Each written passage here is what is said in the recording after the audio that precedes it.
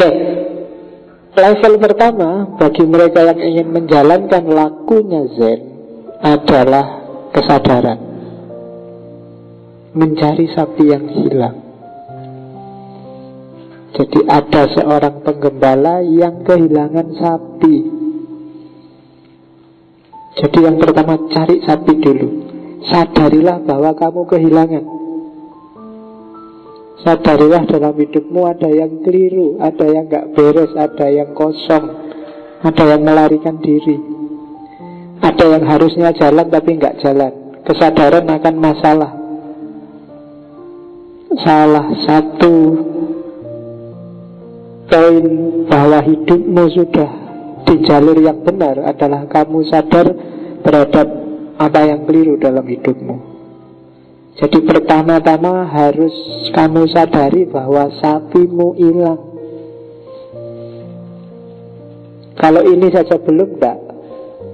Makanya kalau di Islam makomat itu hampir semua sufi level pertama adalah tobat. Tobat itu kan nama lain dari sadar. Sadarilah bahwa kamu keliru. Sadarilah bahwa kamu tidak pada jalur yang benar. Ada banyak hal yang harusnya kamu lakukan, tidak kamu lakukan. Itu yang pertama. Jadi carilah sapimu masing-masing. Ada yang hilang. Kalau selama ini kamu menganggap hidupmu normal-normal saja, coba dipikir lagi. Mungkin ada yang tidak pas, ada yang tidak beres. Terus yang kedua, menemukan jejaknya sapi. Iya. Jadi setelah kamu sadar sapimu hilang, kan terus kamu lacak, loh ini ada jejaknya. Iya. Apa sih maksudnya menemukan jejaknya sapi? Muhasabah. Iya ya. Mungkin aku terlalu arogan. Iya ya. Aku selama ini terlalu merasa diriku penting. Oh iya ya, selama ini aku terlalu cuek, tidak peduli sama lingkungan. Itu menemukan jejaknya sapi. Coba pikir, muhasabah, apa kurangmu selama ini, apa yang tidak pas, apa yang kamu tahu keliru tapi kamu tabrak terus. Sudah jelas-jelas itu salah kok kamu nekat. Ya macam-macam. Kalau di umur-umurmu ini ya mungkin apalah, sudah jelas kamu tidak boleh lihat gambar yang kayak gitu kok yo. Masih saja kamu lihat. Lah ada iklannya ya Pak, nggak sengaja tak pencet. Gambarnya keluar, kok keterusan misalnya. Ya wes ora apa-apa. Tapi itulah jejak sapi. Oh ini yang jadi sumber masalah selama ini, ya kan? Jadi temukanlah, muhasabahlah. Ingat-ingatlah apa aja yang kamu kelirukan selama ini. Yang ketiga, iya, karena tadi sudah muhasabah, pada saatnya kamu akan, loh itu sapiku. Cuma yang pertama kan gak kelihatan sapinya, kelihatan ekor sapinya. Ini semacam pencerahan sesaat. Jadi kalau kamu melakukan suluknya sufi, kayak kamu waktu awal-awal sholat malam. Selama ini sudah gak pernah sholat malam, terus ada masalah kamu sholat malam. Tenang sekali batin saya Pak. Itu melihat ekor sapi. Jadi pencerahan sementara. Ya kan? Kayak kamu takziah. Misalnya ada orang meninggal, kamu takziah, terus kamu merasa, wah hidup ini memang sementara, sekaya apapun orang. Tiba-tiba kamu jadi bijaksana sekali. Itu pencerahan sesaat. Pulang dari situ kan kamu kumat lagi. Tapi pencerahan sesaat inilah melihat ekor sapi. Ya kan? Baca apa, dengar ceramahnya siapa, astagfirullah, memang aku ini rusak. Itu melihat ekor sapi. Jadi ada pencerahan sesaat, ada peletihan. Ini kalau kamu nggak ikuti terus, kamu nggak jadi pencerahan loh. Baru lihat ekornya loh ya. Kalau nggak kamu teruskan, ya sapinya nggak akan ketemu. Jadi momen keempat pencerahan sesaat. Mungkin kamu baca buku, dengerin syekh siapa, atau ikut wirid apa, tiba-tiba ada yang nyes, ada yang itu melihat ekor sapi. Kalau kamu selesai itu kumat lagi, berarti sapimu hilang lagi. Iya. Oke. Jadi kehilangan diri baru lihat ekornya. Terus yang keempat, ketemu kan. Sekarang setelah ketemu apa? Taklukkanlah sapimu. Karena sapimu sudah di luar lama, maka sekarang dia liar. Nafas, pikiran harus kamu kuasai. Taklukkan itu yang ada di dalam dirimu. Pencerahan itu kan urusan menaklukkan diri. Kalau tadi sudah nyes, selesai acara kamu pingin kumat lagi, taklukkan. Biar sapinya ketemu, biar pencerahan beneran. Kalau enggak sapimu hilang lagi, atau enggak terjinakkan. Jadi makomat keempat ini mujahadah, riyadoh, menaklukkan sapi. Kamu wiritan sekian ribu kali, itu sebenarnya sedang menaklukkan sapi yang ada dalam dirimu. Jadi itu makom yang keempat, taklukkanlah sapimu. Kalau enggak, yang tadi sudah pencerahan sesaat, kamu balik lagi kehilangan sapi, hilang sapimu. Harus dicari lagi, mulai dari awal lagi.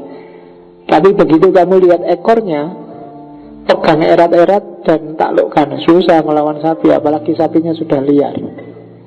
Nggak gampang loh. Ini yang prosesnya paling berat dan panjang, menjinakkan sapi. Setelah itu menang kamu. Harusnya semakin naik makom kan menang. Sapinya kalah. Kamu bisa menaklukkan dirimu kalau perjuangannya sungguh-sungguh. Inilah kasyaf, inilah ma'rifat. Kamu bisa menaklukkan dirimu, menguasai dirimu. Itu terjinakkannya sapi. Setelah itu apa? Pulang ke rumah, kembali ke dirimu yang sejati.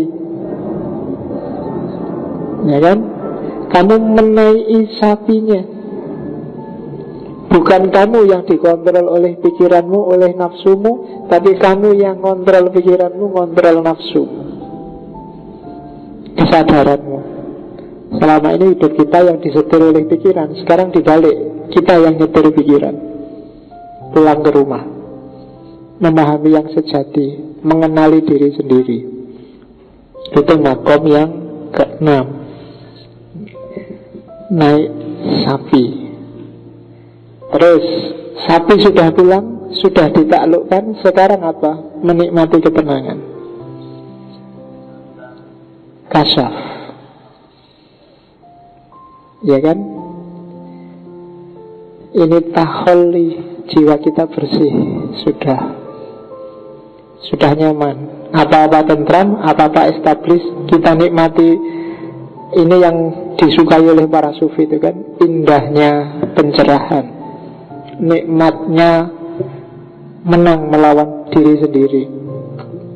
Diri yang sudah tazkiyatun nafas, tenang, nyaman, kayak penggembala yang melihat malam dan sapinya sudah ada di rumah. Kalau sapinya masih hilang, gak akan bisa tenang. Di rumah mungkin gelisah, pening. Tapi karena sapinya sudah tertaklukkan, sekarang mulai bisa menikmati hidup, mulai bisa tenang. Terus makom ke-8, moksa, nirwana, surga,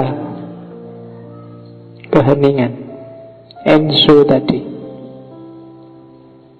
Semuanya sudah gak penting lagi. Semuanya sudah tidak urgent lagi. Tajalli, jiwanya melebur, hening, Tidak ada yang indah selain dia.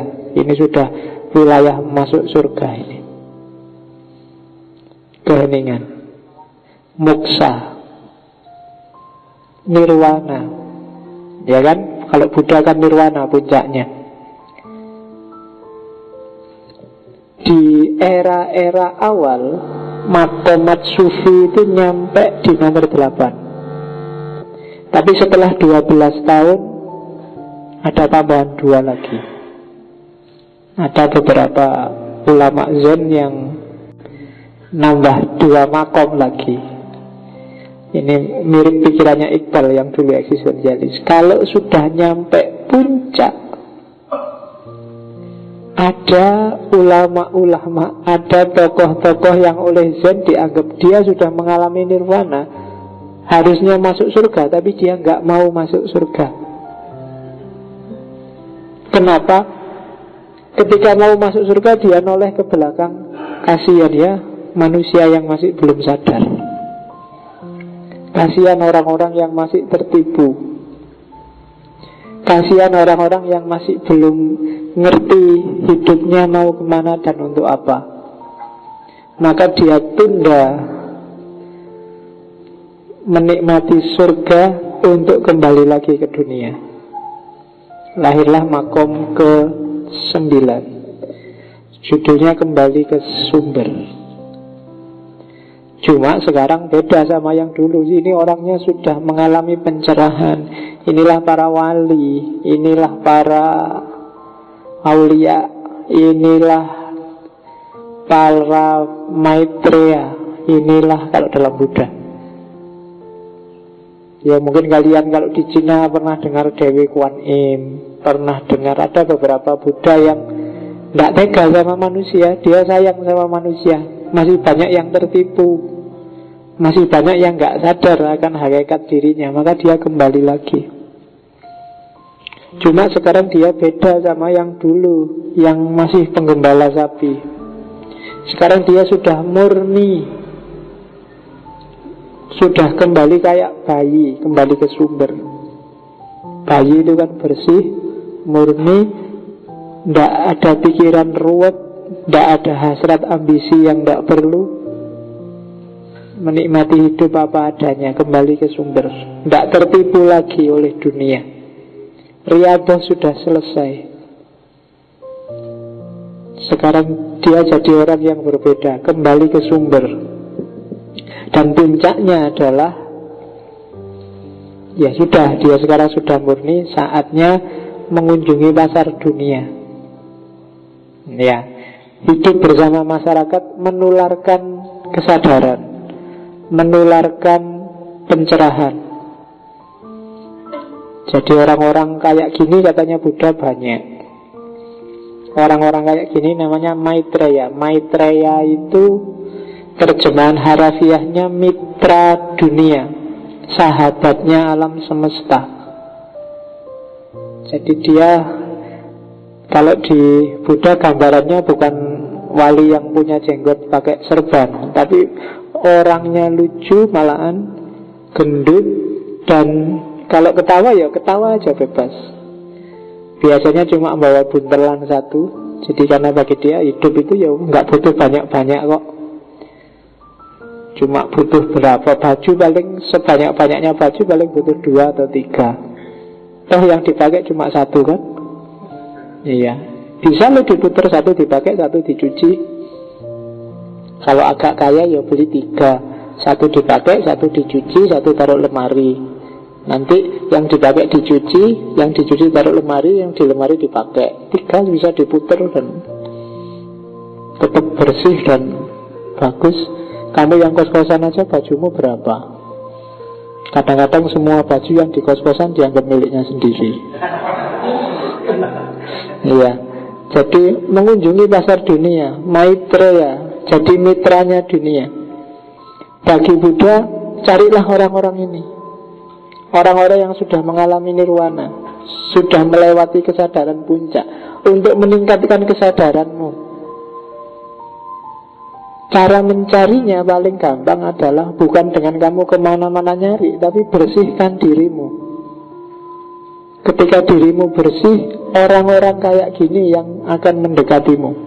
Kalau kamu sudah siap, mereka akan datang sendiri. Ini logikanya kayak para wali. Nggak usah nyari mursyid yang cocok buat kamu. Kalau jiwamu siap, mursyidnya sendiri akan datang, akan tampil. Tinggal kamu peka apa enggak di sekelilingmu. Maitreya, sahabat dunia. Mereka ini orang-orang yang sangat kasihan, sangat sayang padamu.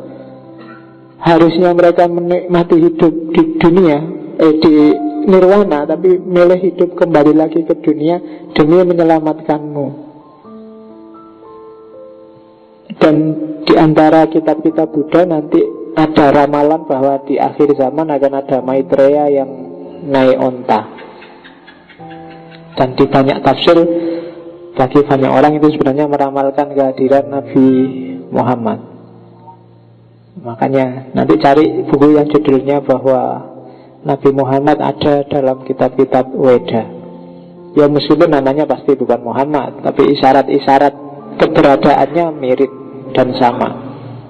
Jadi cari orang-orang yang digambarkan selalu ceria, hidupnya natural, nggak dibuat-buat, malah gendut.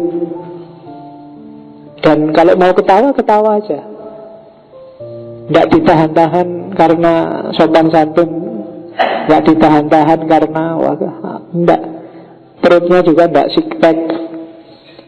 Iya, jangan dibayangkan sakti luar biasa terus bisa bikin apa, enggak.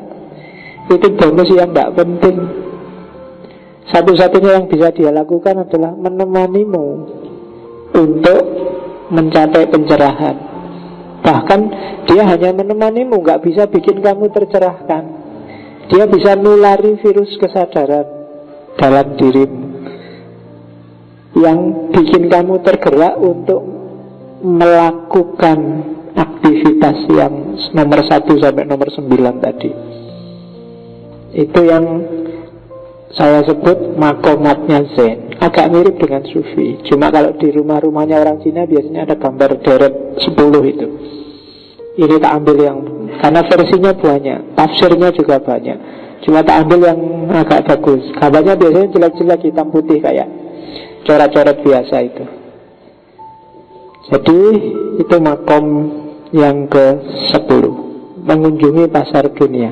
Kayak Nabi sudah Isra Mi'raj, sudah melewati surga, melewati neraka, bahkan sudah ketemu Allah, tapi balik lagi ke dunia. Makanya Ibnu Arabi bilang, kalau aku Muhammad, aku tidak akan mau balik lagi. Sudah nyampe sana. Setiap orang itu tujuannya ke sana. Nabi nyampe sana masih balik lagi. Kenapa? Kayak tadi dia noleh ke belakang, kasihan umatnya. Kalau nyari enaknya sendiri, finish, selesai. Tapi kan enggak. Demi kita, dia menemani kita untuk kesadaran. Maitreya, sahabat dunia. Makanya yang mengelilinginya kan Nabi lebih suka menyebutnya sahabat, bukan murid. Oke, itu isyarat-isyarat dari Zen.